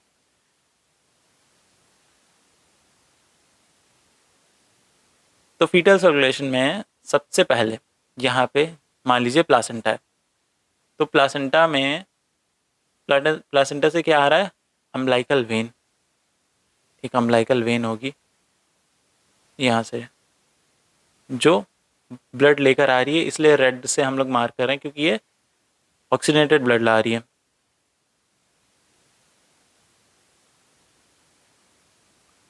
इसमें यह है left umbilical when, oxygenated blood है। फिर ये कहाँ जाता है, लीवर में जाता है, जहाँ पे पोर्टल वेन जो होता है, जो लेफ्ट ब्रांच होता है पोर्टल वेन की, उससे मिलता है और डक्टस वेनोसस के थ्रू लीवर को बाईपास करता है। अब देखते हैं लीवर, तो ऐसे मान लीजिए कि ये है पूरा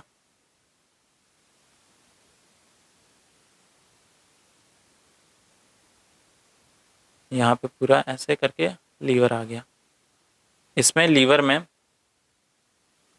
ये इधर से आ रही थी पोर्टल वेन, इधर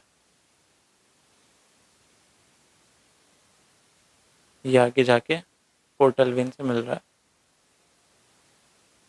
फिर ये आगे जाके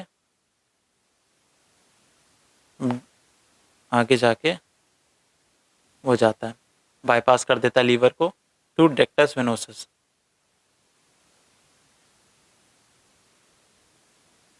डक्टस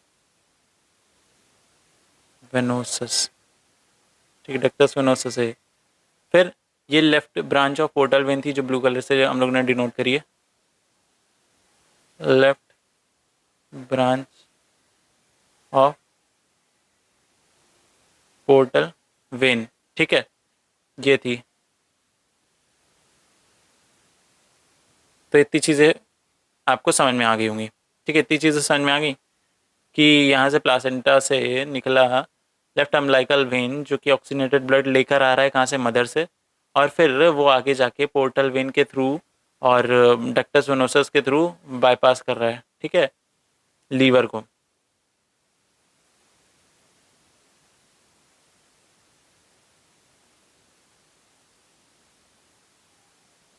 फिर ये कहाँ जाके मिलता है, ये मिलता है आगे जाके इंफीरियर वेना कैवा से, inferior vena cava.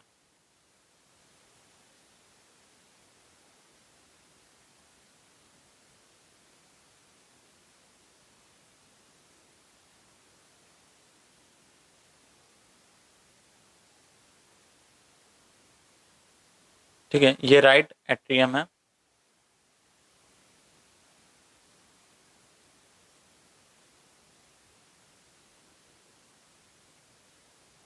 Right atrium, और यहाँ से ये आगे जाता है लेफ्ट एट्रियम में, क्योंकि यहाँ पे प्रेजेंट होता है क्या, आपको पता है, जो फोरमेन ओवेल होता है वो प्रेजेंट होता है यहाँ पे, ठीक है। तो इस तरीके से फोरमेन ओवेल यहाँ पे प्रेजेंट है, इस वजह से यहाँ पे बाईपास कर रहा है, डायरेक्ट पहुँच रहा है इधर, और इधर जा रहा है राइट वेंट्रिकल में, और फिर राइट एट्रियम में, ठीक है। ये चीज़ें हैं इतनी। अब लेफ्ट वेंट्रिकल से वो आगे जा रहा है किसके through, ascending aorta, arc of aorta, इनके थ्रू, ठीक है, इस तरीके से आगे जाएगा, असेंडिंग असेंडिंग एओर्टा, ये है arc of aorta, arc of aorta, ठीक है। इसमें भी अलग अलग चीज़ें हैं, लेफ्ट कॉमन कैरोटिड आर्टरी हो गया, लेफ्ट कॉमन कैरोटिड आर्टरी है, ये आ गया राइट ब्रैक्योसेफेलिक, राइट ब्रैक्योसेफेलिक आर्टरी हो गया, इसका हेड रहता है। फिर ये लेफ्ट सबक्लेवियन मतलब लेफ्ट सबक्लेवियन आर्टरी हो जाता है इधर से, लेफ्ट सबक्लेवियन आर्टरी, ठीक है। अब यहाँ पे सबसे एक इम्पॉर्टेंट चीज़ आ जाती है, यहाँ पे एक बाईपास होता है जिसको हम लोग कहते हैं, क्या कहते हैं, डक्टस आर्टीरियोसस,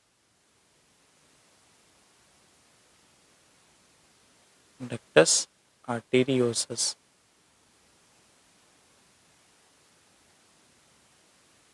ये किससे मिलाता है, यहाँ पे मिला रहा है पल्मोनरी आर्टरी से,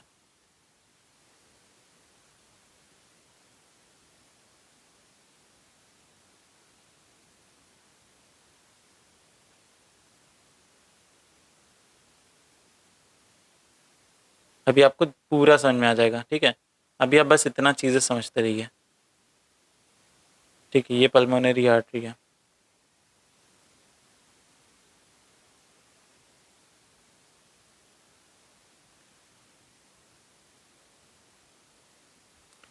पल्मोनरी आर्टरी कहाँ पे ज्वाइन होती है?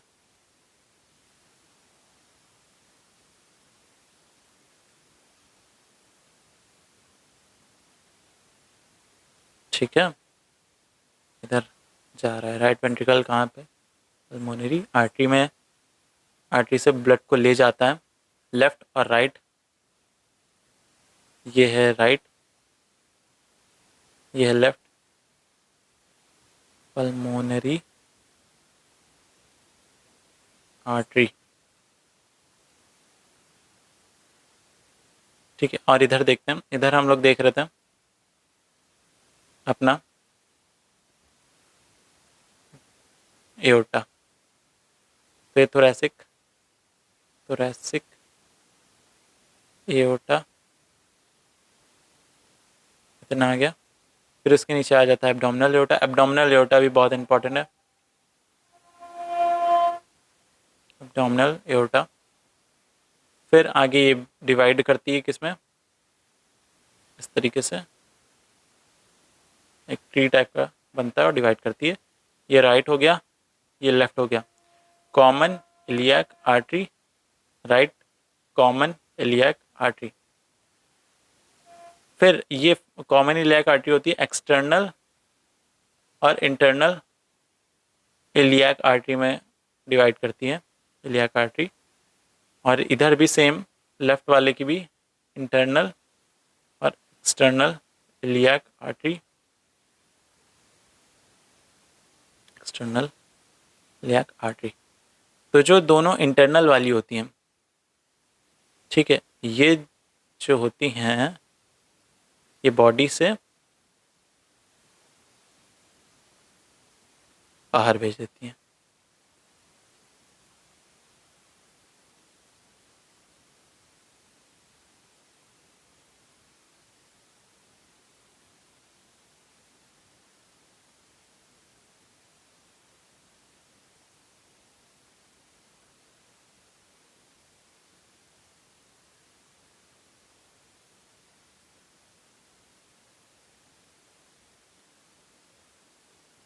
ठीक है, तो इस तरीके से ये चीज़ होती है, ये फीटल सर्कुलेशन चीज़ थी। इसमें सबसे पहले क्या हुआ था? लेफ्ट अम्बिलिकल वेन से ऑक्सीजनेटेड ब्लड मदर से आया था। वे पोर्टल वेन की लेफ्ट ब्रांच से होते हुए डक्टस वेनोसस से लीवर को बाईपास करते हुए इंफीरियर वेना केवा के थ्रू राइट एट्रियम में पहुंचता है। राइट एट्रियम में लोअर लिम्ब और थोरैक्स से, एब्डोमेन से ये ला रहा था। इंफीरियर वेना केवा ब्लड को ला रहा था। ब्लड यहाँ पे कैसा था? कैसा था ब्लड? कैसा था ब्लड? ऑक्सीजनेटेड, ठीक है, ऑक्सीजनेटेड ब्लड था। यहाँ पे जाके राइट एट्रियम, लेफ्ट वेंट्रिकल और राइट वेंट्रिकल में जाता है। राइट वेंट्रिकल पल्मोनरी आर्टरी के थ्रू यहाँ डक्टस आर्टीरियोसस होता है, तो यहाँ पे मिक्सअप कर देता है ब्लड। लेफ्ट वेंट्रिकल से आर्क ऑफ एओर्टा के से होते हुए इंटरनल इलियाक आर्टरी और इधर इंटरनल इलियाक आर्टरी राइट और लेफ्ट वाली बनाती हैं लेफ्ट अम्बिलिकल आर्टरी और राइट अम्बिलिकल आर्टरी।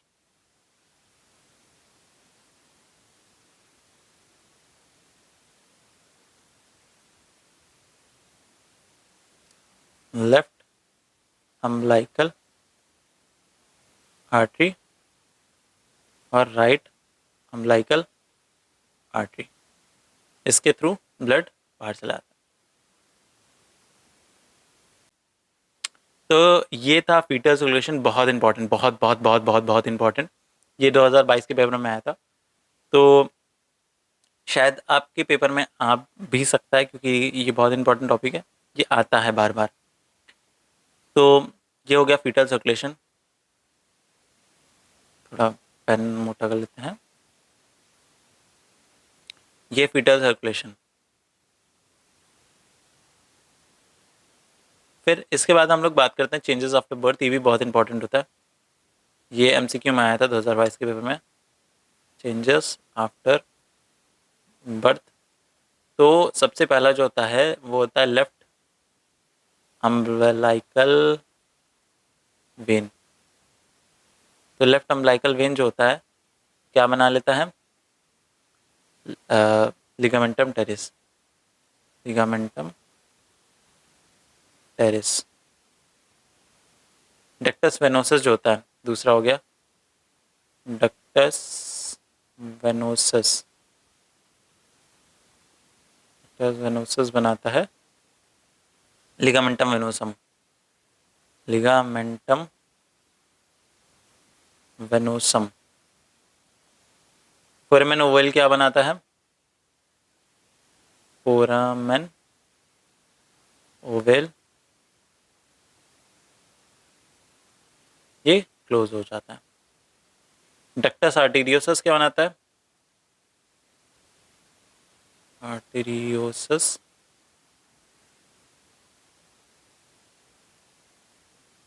ये लिगामेंटम आर्टीरियोसम बनाता है।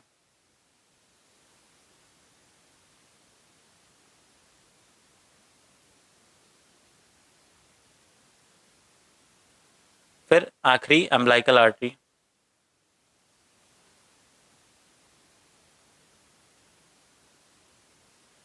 ये मीडियल अम्बिलिकल लिगामेंट बनाती है, मीडियल अम्बिलिकल लिगामेंट। तो ये इंपॉर्टेंट है बहुत बहुत ज़्यादा कि चेंजेस आफ्टर बर्थ क्या क्या हैं। तो ये चीज़ें होती हैं चेंजेस आफ्टर बर्थ में, इतनी चीज़ें। तो ये फीटस रेगुलेशन और चेंजेस आफ्टर बर्थ हो गया, ये बहुत इंपॉर्टेंट है।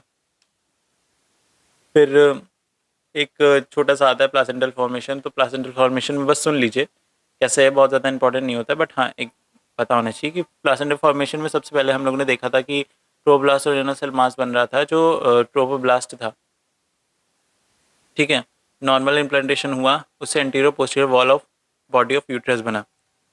ठीक है, जब आउटर ट्रोपोब्लास्ट था वो एंडोडर्म से जाके इंटरैक्ट करता है, तो जो एम्ब्रियो होता है वो एक प्रोटीएसेस सिक्रीट करता है, जो कि जिसकी मदद से जो क्या होता है ट्रोब्लास्ट होता है वो और इन्वेजन करता है यूट्राइन स्ट्रोमा में। तो यूट्राइन स्ट्रोमा में 3 लेयर्स होती हैं, स्ट्रोटम कैपिटम, स्ट्रेटम स्पॉन्जियोसम और स्ट्रेटम बेसिलिस। तो ये आता है जो एम्ब्रियोनिक पोल होता है उस तरफ होता है, क्या होता है ट्रोब्लास्ट, और जो बीच में होता है जैसे अंदर की तरफ जा रहा होता है स्ट्रेटम बेसिलिस की तरफ, तो बेस में जा रहा है तो स्ट्रेटम बेसिलिस की तरफ जा रहा है, तो उस तरफ जो उस वो पोल होता है आफ्टर इम्प्लांटेशन वो डेसिडुआ बेसिलिस बनाता है, उसे हम लोग एम्ब्रियोनिक पोल भी बोलते हैं। ठीक है, और जो नीचे वाला पार्ट होता है, बाकी जो पार्ट होता है एम्ब्रियोनिक पोल के अलावा, ठीक है, वो इम्प्लांटेशन के बाद डेसिडुआ कैप्सुलैरिस बनाता है। और जो एम्ब्रियोनिक पोल के अपोजिट था उसको हम लोग बोल रहे हैं ए एम्ब्रियोनिक पोल, अब एम्ब्रियोनिक पोल। ठीक है, एक डायग्राम बनाता हूँ जिससे समझ में आएगा। इस तरीके से था, ये था स्ट्रेटम कैपिटम, ये था स्ट्रेटम स्पॉन्जियोसम और ये था स्ट्रेटम बेसिलिस। अब यहाँ पे आ गया इस तरीके से, यहाँ पे इनर सेल मास है और बाकी ये ट्रोब्लास्ट।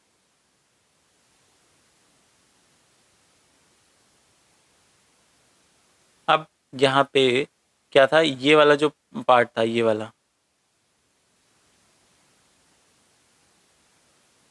पार्ट था, ये था एम्ब्रियोनिक पोल, एम्ब्रियोनिक पोल, और ये वाला पार्ट था अब एम्ब्रियोनिक पोल।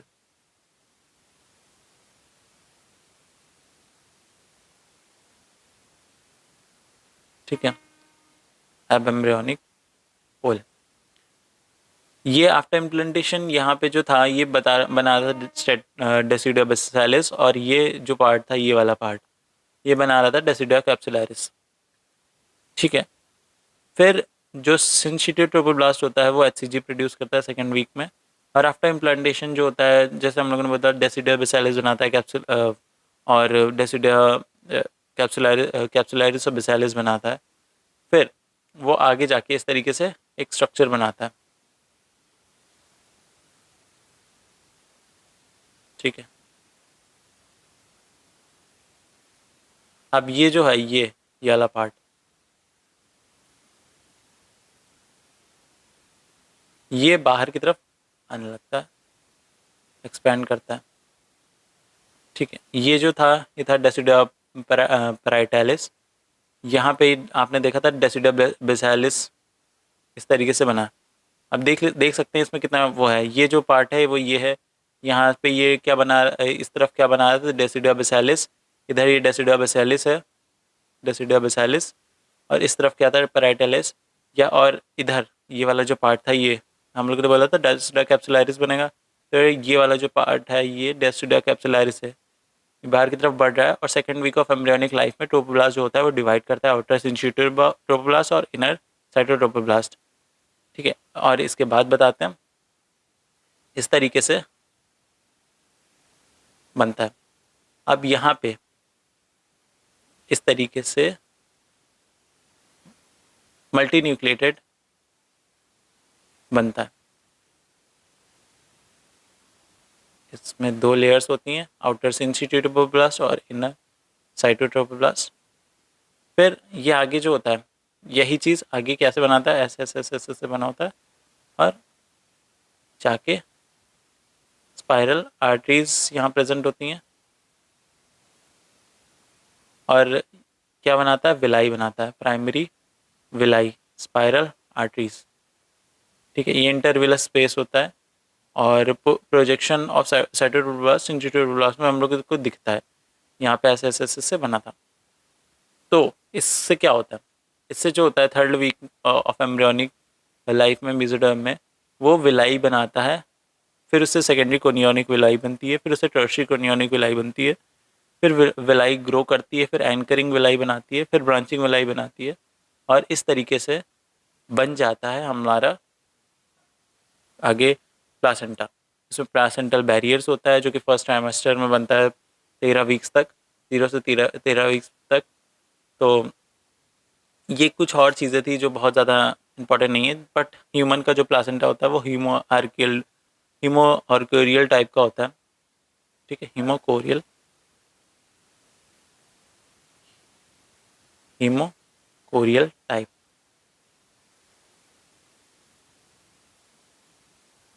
हीमोकोरियल टाइप का होता है। फिर और चीज़ें देखते हैं तो जो प्लासेंटा उसके 2 कंपोनेंट होते हैं, मैटरनल पोर्शन, फीटल पोर्शन। जो मैटरनल पोर्शन होता है वो डेसिडुआ बेसिलिस होता है और जो फीटल पोर्शन होता है वो ब्रैचिकोरियन होता है। ठीक है, ये सारी चीज़ें हैं। फिर अम्ब्लाइकल कॉर्ड फॉर्मेशन, तो ये भी सुन लीजिए, अम्ब्लाइकल कॉर्ड कैसे बनता है, कनेक्टिव स्टॉक होता है, बॉडी स्टॉक होता है। वो एक तरीके का मीजोब्लास्टिक टिश्यू होता है, बैंड होता है, मीजोब्लास्टिक टिश्यू का बैंड होता है, वो कि एम्ब्रियोनिक डिस्क के अराउंड स्प्रेड हो जाता है और मतलब स्प्रेड करता है किसके, एम्ब्रियोनिक डिस्क और कोरियन के बीच में, और अटैच करता है कॉर्डल एंड से। कॉर्डल एंड से करने के बाद जो एम्ब्रियोनिक कॉर्ड होता है वो बनता है किसके किसके बीच, कब कब, जब बॉडी स्टॉक और डक्टस ऑप्थैल्मोइंट्रिकस, जिसको हम लोग अम्बिलिकल सीलोम बोल रहे हैं, वो डेवलप हो जाता है, एमनियन स्प्रेड करता है 4 to 8 वीक में। इतनी चीज़ें भी लिख देंगे ना तो बहुत बहुत है। और इसमें ऐसा है ना एनाटॉमी में कि अगर आपको चीज़ें नहीं भी आ रही तो आप अपने आप से चीज़ें बना के लिख दीजिए, मतलब डायग्राम बना के लिख दीजिए। डायग्राम कुछ भी बना दिया, उसके आसपास का उस डायग्राम से समझाने की कोशिश करेंगे ना तो वो आपके लिए ईजी होगा। फिर नेक्स्ट एक टॉपिक है रिडक्शन की, क्या क्या चीज़ें हैं जो ख़त्म हो जाती हैं, क्या क्या चीज़ें हैं जो रह जाती हैं। तो कई चीज़ें होती हैं जो कि डीजेनरेट हो जाती हैं थर्ड वन में। जो ऑप्थेल्मोइंट्रिकस डक्ट होती है, जो मतलब जो खाना पहुंचाने के लिए जो डक्ट होती है, ऐसे समझ सकते हैं लेमैन लैंग्वेज में, वो रिमेन रहती है, जो कि मैकल्स डाइवर्टिकुलम नाम से जिसको हम लोग जानते हैं। ठीक है, विटेलो इंटेस्टिनल डक्ट होती है वो इसका रेमिनेंट होता है मैकल्स डाइवर्टिकुलम। तो जो तो मैकल डाइवर्टिकुलम हो गया पहला। तो और क्या क्या रह जाएगा, 2 आर्टरीज, 1 वेन, अम्बिलिकल वेसल जिसमें हम लोग बोल रहे हैं, वो आगे चल के क्या बनाता है वो आपको पता है। ठीक है, वॉर्टन्स जेली बनता है, फिर उसके बाद वो भी प्रेजेंट होता है। विटेलाइन सर्कुलेटरी सिस्टम जो एक्सट्रेमोनिक रीजन में होता है वो रहता है। अम्बिलिकल वेसल्स होती हैं एटलांटोइस में, वो सब रहता है। बट ये सारी चीज़ें बहुत ज़्यादा इंपॉर्टेंट नहीं है, बस चीज़ें बता दी कि हाँ इससे बाहर चीज़ें ना है। तो so this is all about today's video. आज हम लोगों ने एम्ब्रियोलॉजी को पूरा कवर कर लिया है। एम्ब्रियोलॉजी में इससे ज़्यादा चीज़ें नहीं आएंगी। आज हम लोगों ने देख लिया फीटस सर्कुलेशन क्या होता है, कैसे हम लोग सेक्स डिटरमाइन करते हैं, किस तरीके से डिफरेंशिएशन होता है, क्लीवेज होता है, फर्टिलाइजेशन होता है, सेगमेंटेशन होता है, किस तरीके से ब्लड सप्लाई होता है, प्लासेंटा फॉर्मेशन होता है, अम्बिलिकल फॉर्मेशन होता है, रिडक्शन होता है। ये सारी चीज़ें हम लोगों ने इस वीडियो में कवर कर ली हैं और एक अच्छे लेवल पे कवर कर ली है। ठीक है, हम लोगों ने नोट्स भी बनाए साथ साथ, बहुत छोटे छोटे, एकदम कह सकते नहीं है कि साथ साथ नोट्स बनाए हैं। देख लीजिए कितने अच्छे नोट्स बन गए हैं। इसी नोट्स को आप साथ साथ लिखते रहेंगे, कोई दिक्कत नहीं आएगी। आप वीडियो देखिए, आपने साथ साथ लिखा है तो देख सकते हैं कितना अच्छा, कितने अच्छे से चीज़ें कवर हुई हैं पूरी एम्ब्रियोलॉजी की। तो इसी तरीके से हम लोग सारी यूनिट्स की चीज़ें कवर करेंगे और इसी तरीके से नोट्स बना लेंगे तो आपके रिवीजन में काम आएगा। ये सीरीज़ जो है ये बहुत इंपॉर्टेंट होने वाली है आपके लिए, अगर आपको अच्छे नंबर चाहिए। बाकी आपकी मर्ज़ी है। मतलब एनाटॉमी होती है थोड़ी कठिन, बट अगर डेली आप इसको टाइम देंगे तो आपके लिए अच्छा होगा। जैसे ही वीडियो है वैसे ही वीडियो पे क्लिक करिए, अपना पढ़ाई करने लगिए। 1 घंटा 2 घंटा एनाटॉमी को रोज़ दे दीजिए, बस ये वीडियो देख लीजिए और साथ साथ नोट्स बना लीजिए। इसके अलावा आपको पढ़ने की ज़रूरत नहीं है। फिर जब एग्ज़ाम आए तो एग्ज़ाम से 1 दिन पहले इसी नोट्स को कर लीजिए। देखना नहीं कि कितने ईज़िली चीज़ें दिख रही हैं। ठीक है, सारी किस तरीके से हम लोगों ने देखी चीज़ें। तो this is all about today's video. मिलते हैं आपसे नेक्स्ट वीडियो में नेक्स्ट यूनिट के साथ, इस वन शॉट सीरीज़ को कंप्लीट करने के लिए। तो इसी तरीके से अपना प्यार और सपोर्ट बनाए रखिए, पढ़ाई करते रहिए। तब तक के लिए टाटा, बाय बाय।